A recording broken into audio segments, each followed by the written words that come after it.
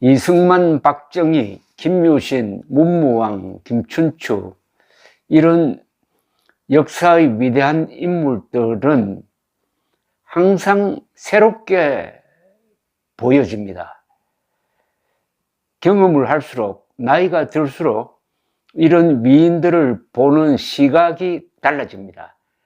그전에는 보지 못했던 점이 나이가 들면 보입니다. 그리고 세상을 더 넓게 알면은 이분들을 제대로 보게 되기도 하고 또 그동안에 놓쳤던 부분을 다시 발견하게 됩니다.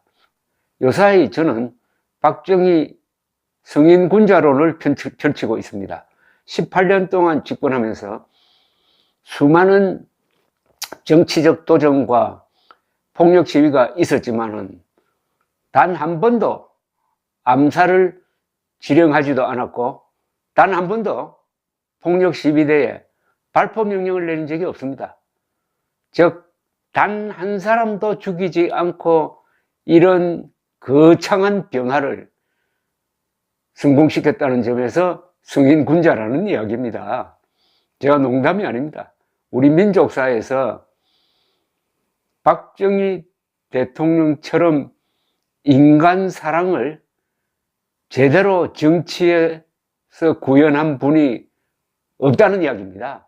아마 세계 어느 나라에서도 최소한의 인명 손실로서 최대의 변화를 가져온 분은 없다고 생각합니다. 이게 최근 다시 제가 보고 있는 면입니다. 인간 박정희를 가장 잘 담은 그런 그분이 쓰신 국가와 혁명과 나라는 책입니다. 1963년에 나왔습니다. 34년 뒤에 국가와 혁명과 나를 재발간하고 제가 머리글을 쓴 적이 있습니다.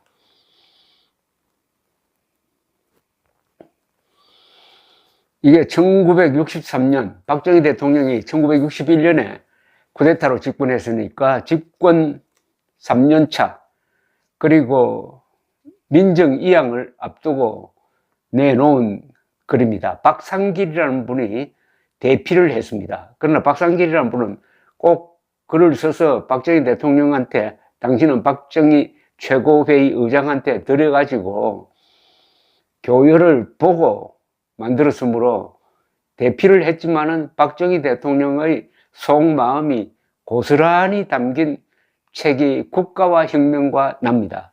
그리고 이 마지막 유언에 해당하는 글은 박정희 대통령이 직접 쓴 글입니다. 박정희 대통령은 졸지에 돌아가셨으니까 유언을 남기지는 않았습니다. 그러나 사실은 바로 1963년에 쓴 이 책의 마지막 한 페이지가 유언처럼 되어 있습니다.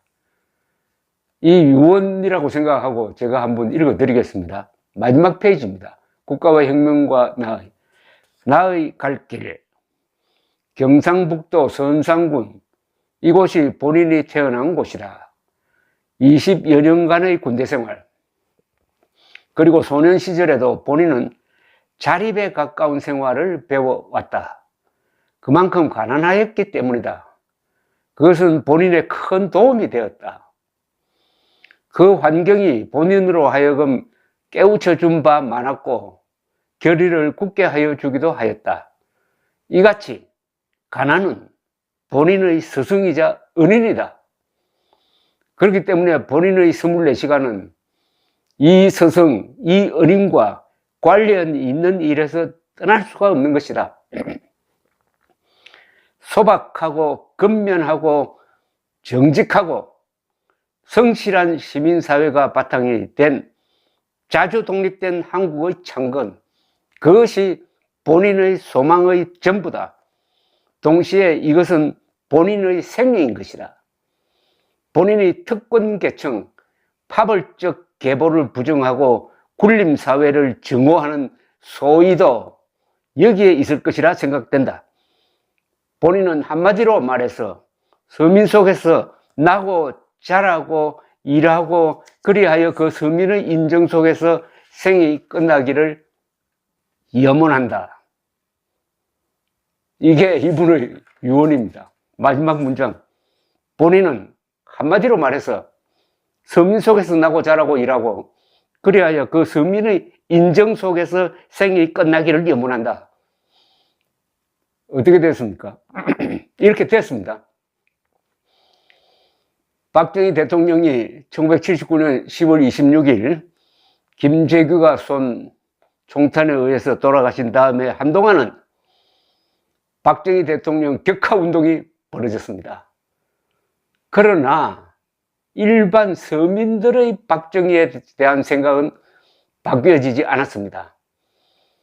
이른바 정치인들, 언론인들, 지식인들, 소위 민주투사들 사이에 박정희 격하 운동이 벌어졌지만은 서민들 속에서 박정희는 살아 있었습니다.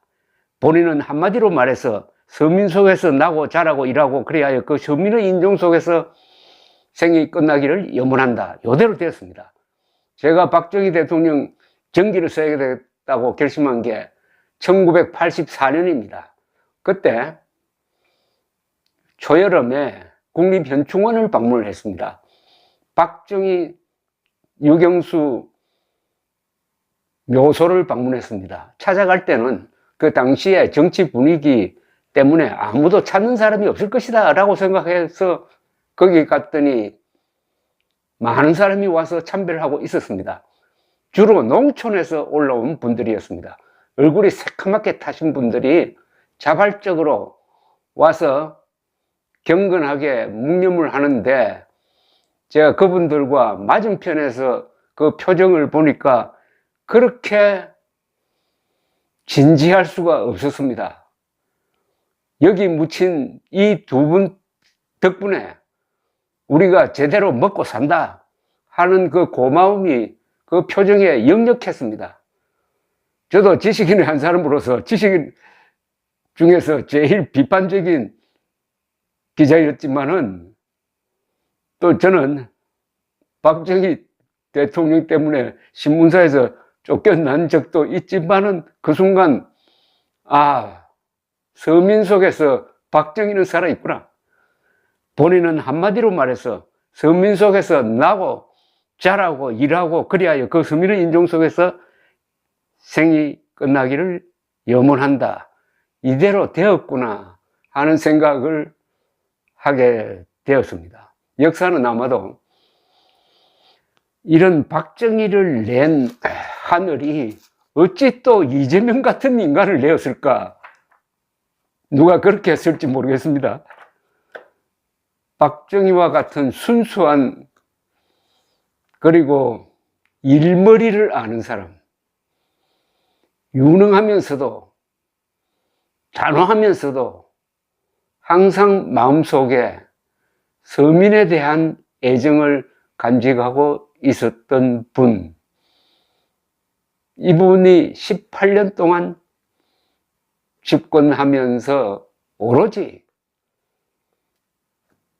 국민들을 먹고 입히고 치료하고 그리고 나라를 지키고 나라를 키우는 일에 전념하면서 능률을 극대화하고 국력을 조직화해서 특히 유신 7년 동안 중화공업도 성공시키고 의료보험제도를 시작을 해가지고 세계 최고의 의료 시스템을 만들고 4대강 유역에 11개의 댐을 만들어서 물 문제를 해결하고 중동 건설 시장으로 진출해가지고 외화를 벌어들이고 새마을 운동을 통해서 농촌과 도시의 격차를 없애버리는 이런 분을 만들어낸 한국인이 어떻게 이재명을 대통령 후보로 만들고 아슬아슬하게 지도록 하고 이제는 제1정당, 야당이지만 의석수가 제일 많은 정당의 대표가 되도록 만들었느냐. 토마스 칼라일이라는 영국 저술가가 했던 말이 생각납니다. 인간은 가난을 이기는 사람이 100이라면 풍요를 이기는 사람은 한 사람도 안 된다. 가난하면 다 열심히 일하고 단결하지만 풍요를 누리면 불평불만이 많아지고 그래야 타락하게 된다 하는 말을 실감하게 됩니다. 이재명이야말로 한국인의 도덕성에 대한 도전을 하고 있습니다. 박정희 대통령은 최악의 조건에서 최단기간 내에 최소한의 희생으로 최대의 업적을 남긴 20세기의 위대한 지도자였습니다.